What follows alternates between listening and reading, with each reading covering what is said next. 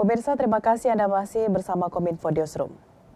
30 April 2022 merupakan pemberlakuan analog switch off tahap 1 di Indonesia. Dan Provinsi Jawa Timur menjadi salah satu provinsi yang akan memasuki tahap 1 tersebut. Ada 9 kabupaten kota di Provinsi Jawa Timur yang akan melakukan peralihan dari siaran analog ke siaran digital. Dan untuk mengetahui sejauh ini seperti apa upaya yang dilakukan oleh KPID Provinsi Jawa Timur untuk menyukseskan program ASO tahap 1 ini, kita sudah bersama dengan Bapak Immanuel Yosua selaku Ketua KPID Provinsi Jawa Timur. Halo Pak Yosua, salam sehat Pak. Halo Mbak, salam sehat, selamat siang, Assalamualaikum. Waalaikumsalam.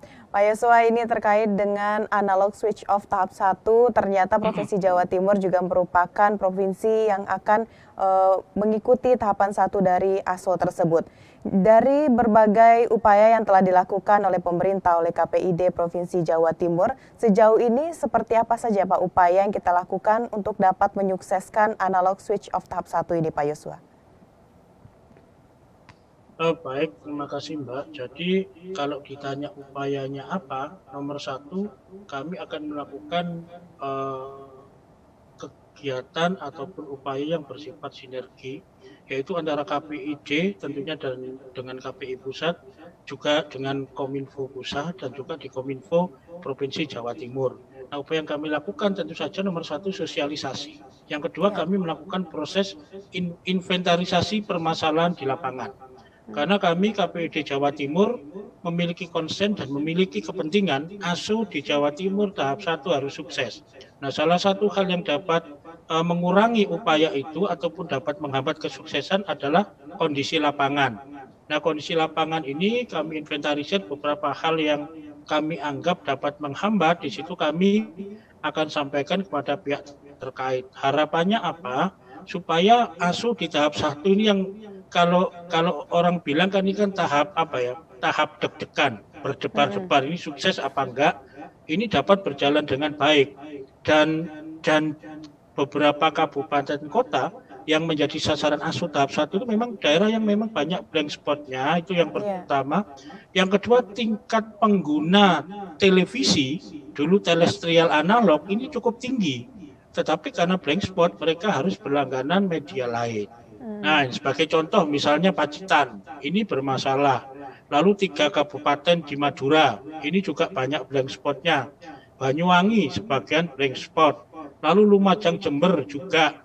Lalu Situbondo juga. Nah, ini beberapa daerah yang memang bagi kami Jawa Timur ini penting memang dilakukan analog switch off. Nah, sehingga itu yang kami lakukan. Pertama dalam sinergi atau koordinasi kami terus bergerak.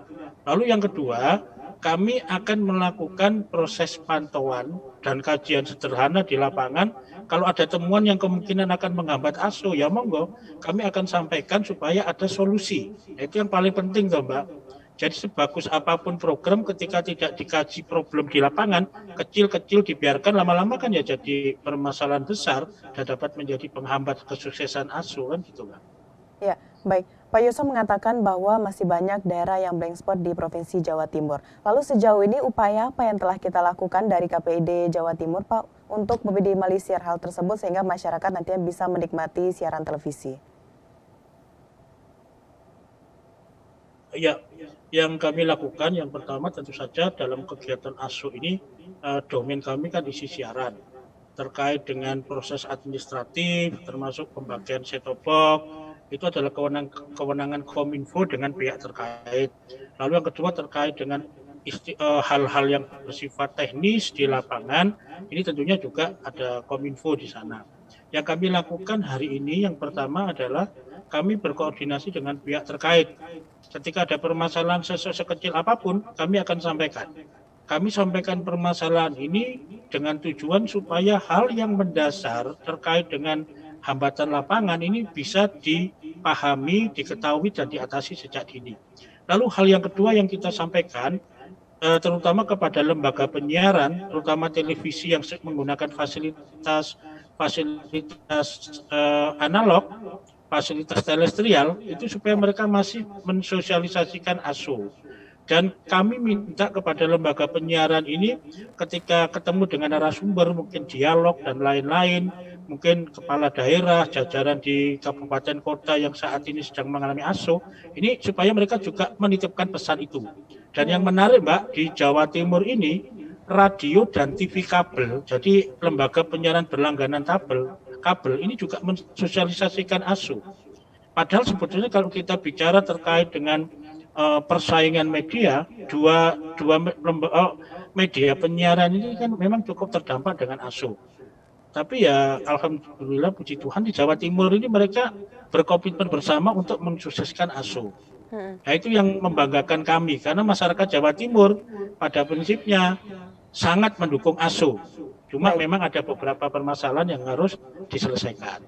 Baik Pak Joshua, berarti dari segi masyarakat ini sangat mendukung akan adanya ASO, apalagi tahap 1 di Provinsi Jawa Timur. Lalu ya, ada dua pihak lagi yang ingin kita ketahui juga bagaimana sejauh ini kesiapannya, mulai dari lembaga penyiaran, seperti apa mereka kesiapannya terhadap ASO tahapan 1 ini, dan juga dari sumber daya manusia KPID Provinsi Jawa Timur sendiri apabila nanti sudah beralih ke siaran digital. Sejauh ini seperti apa Pak kesiapannya?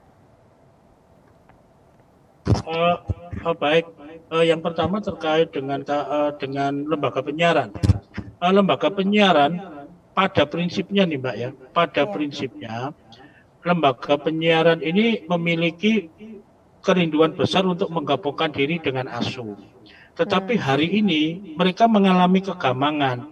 Kira-kira kami mampu nggak bertahan di tengah persaingan media? Apalagi sebelum ini kan terjadi pandemi yang luar biasa. Iklan berkurang dan lain-lain. Nah, otomatis mereka berpikir kalau kami tiap bulan harus membayar itu bagaimana. Tapi pada prinsipnya kami siap karena ASO jelas menguntungkan kami, sehingga kami siaran kami dapat diterima dengan baik oleh masyarakat dan masyarakat tidak mengeluh lagi. Cuman memang kendalanya di masalah finansial. Kendala kedua juga begini Mbak, beberapa lembaga penyiaran kan mereka sudah membangun infrastruktur, tower-tower yang masih baru dan lain-lain. Nah, ketika mereka sudah membangun itu, ini mereka mikir untuk apa tower-tower kami dan lain-lain. Nah, kami sudah investasi seperti ini. Tetapi ketika kami berdiskusi dan lain-lain, pada prinsipnya mereka sangat mendukung dan pengen cepat-cepat migrasi ke digital. Tapi hari ini kendalanya buat mereka, yang pertama cash flow sama investasi yang dibangun. Yang kedua, kalau kami hari ini sudah melakukan migrasi jadi langsung ke digital, yang nonton siapa? Masyarakatnya hari ini belum terlalu banyak yang menggunakan TV digital, termasuk di daerah yang tahap 1 ini, yang 1 bulan lagi itu akan kick off. Nah, lalu yang kedua terkait kalau kami harus simulcast siaran di 2 gelombang, ini lebih tinggi biaya yang harus kami keluarkan, sehingga mereka di dalam berbagai kesempatan baik secara langsung atau sambat atau mengeluh atau nitip ke KPID, mbok tolong sampaikan ini permasalahan kami dan lain-lain. Kami pada prinsipnya mereka sangat mendukung dan pengen cepat-cepat Mbak. Cuman ya namanya dunia usaha ya, pasca pandemi salah satu yang terdampak kan media penyiaran terrestrial. Baik, kalau dari KPID sendiri Pak, nanti setelah kita beralih ke siaran digital akan banyak muncul siaran-siaran baru, bagaimana pengawasan yang akan dilakukan nantinya oleh KPID, kesiapannya? Baik, kalau dari sisi kesiapan, satu kata, ya kami harus siap. Terlepas kondisi keterbatasan kami, keterbatasan peralatan, keterbatasan SDM, kami harus siap. Tapi kami tidak bisa pungkiri, kami penuh keterbatasan. Di Jawa Timur ini hari ini ada sekitar 100 TV. Kalau sudah ASO itu kan bisa bertambah. Nah, kemudian kami memiliki 38 kabupaten kota di Jawa Timur. Otomatis tenaga kami sangat kurang. Lalu apa upaya kami? Upaya kami yang pertama, kami selalu membangun komunikasi yang bersifat bukan hanya formal, tapi juga informal dan kultural. Kami diskusi dengan lembaga penyiaran, kami sosialisasikan aturan penyiaran P3SPS, monggo jangan melanggar. Kita punya tanggung jawab moral untuk mencerdaskan, membuat masyarakat kita ini santun dan lain-lain. Lalu yang kedua, kami juga mengajak elemen masyarakat. Karena di KPID Jawa Timur ini kan akan ada ruang untuk kami memberikan literasi kepada masyarakat. Jadi tiap ada mahasiswa magang, praktek magang dari kampus itu loh Mbak, itu Ya. mereka akan praktek di KPID, ada yang sebulan, 2 bulan, 3 bulan, bahkan 6 bulan. Nah di sana ini kita mencetak mereka untuk memiliki paradigma sebagai pengawas media, pengawas konten media. Nah dari mereka inilah kita harapkan ada masukan yang memang berguna bagi peningkatan kualitas lembaga penyiaran. Kami juga berjejaring dengan kampus, kemudian kelompok masyarakat seperti Media Watch dan lain-lain. Tujuannya apa? Ayo kita lakukan monitoring bersama, termasuk ke lembaga penyiaran. Jadi kami sekarang mengajak lembaga penyiaran itu melakukan pengawasan yang sifatnya internal. Jadi quality control internal terhadap kualitas program siaran itu kita optimalkan.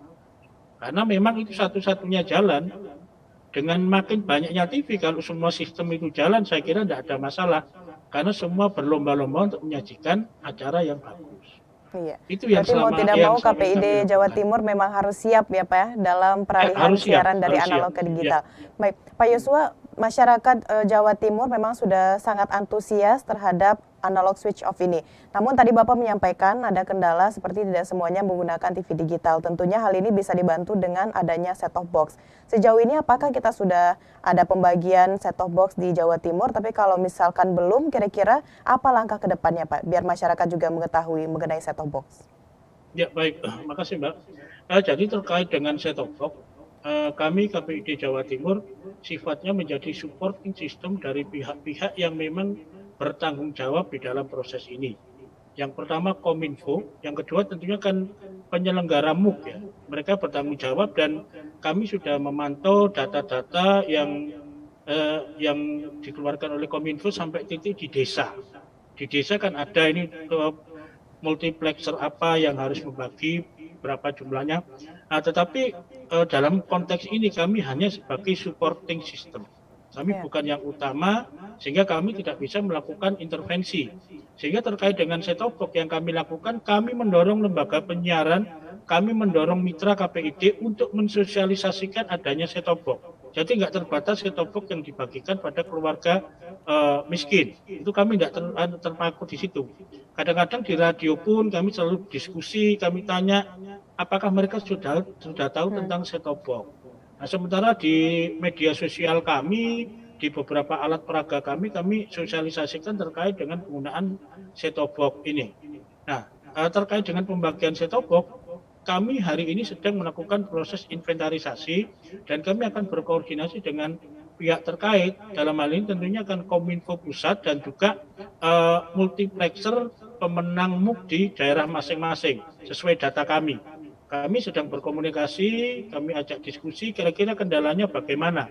Dan di tingkat masyarakat sendiri, hari ini kami juga akan terus melakukan proses proses bukan monitoring, pengawasan. Sejauh mana dampak sosial terkait dengan pembagian set-top box. Karena ada kendala di lapangan. Contohnya terkait dengan miskin versi penerima set-top box ini, tentunya kan ada data dari kementerian. Tetapi di daerah mereka punya versi sendiri. Nah terkait dengan keluarga miskin dalam pembagian bentuk apapun, BLT atau apapun kan memunculkan masalah. Itu yang pertama, kami berusaha agar ASO ini nggak terhambat oleh urusan-urusan klasik begitu. Kami harus memastikan bahwa pemerintah daerah sampai pada tingkat desa itu mereka bisa memberikan pengertian kepada masyarakat. Yang kedua terkait dengan data yang masuk. Jangan-jangan nama penerima set-top box ini itu dia nggak punya TV di rumahnya. Yang namanya masyarakat sekarang kan nggak terlalu penting, merasa TV ini terutama yang muda ini kan bukan yang utama, tapi TV ini masih punya segmen. Nah ternyata penerima set-top box ini TV-nya rusak, ini kan bagaimana? Nah ini kami sedang berusaha untuk membantu melakukan inventarisasi masalah, sehingga dengan inventarisasi ini kami bisa memberikan masukan kepada pihak terkait. Gimana kalau seandainya masyarakatnya nggak punya TV? Ya mohon maaf, set-top box-nya harga berapa? Lalu kalau dia nggak punya TV terus barang ini mau dikemanain? Bagaimana pertanggungjawabannya? Lalu ketika proses penyalurannya itu katanya melalui pos. Bagaimana kalau ternyata yang namanya barang elektronik ini kan bisa rusak, Mbak? Ya. Kalau kita beli di online saja ketika rusak bisa komplain. Lalu bagaimana mekanisme handling komplainnya ketika itu terjadi? Nah, itu adalah kondisi-kondisi di lapangan yang kami terus kaji. Tetapi sekali lagi saya tegaskan kami hanya supporting system. Kami pun tidak melakukan proses monitoring. Kami hanya melakukan proses pantauan lapangan, dan kepentingan kami supaya program ASO yang tujuannya baik ini jangan disalah persepsikan oleh masyarakat. Kami sangat mendukung ASO, makanya kami akan tetap melakukan proses pemantauan lapangan, dan kami pada posisi kritis konstruktif. Ada yang memang berpotensi menghambat, ya kami kasih masukan supaya ada perbaikan. Jadi itu posisi kami, Mbak, KPID Jawa Timur, kritis konstruktif dalam rangka mensukseskan ASO di tahap 1. Ya. Baik, Pak Yosua, berarti dari KPID Jawa Timur memang sudah selalu melakukan pemantauan terhadap pelaksanaan dari ASO tahapan 1 ini. Kita harapkan nantinya tidak ada lagi kendala-kendala menjelang masuknya tahapan 1 analog switch off, sehingga masyarakat di Jawa Timur mampu mendapatkan siaran yang bersih, gambarnya jernih, suaranya, dan juga canggih teknologinya.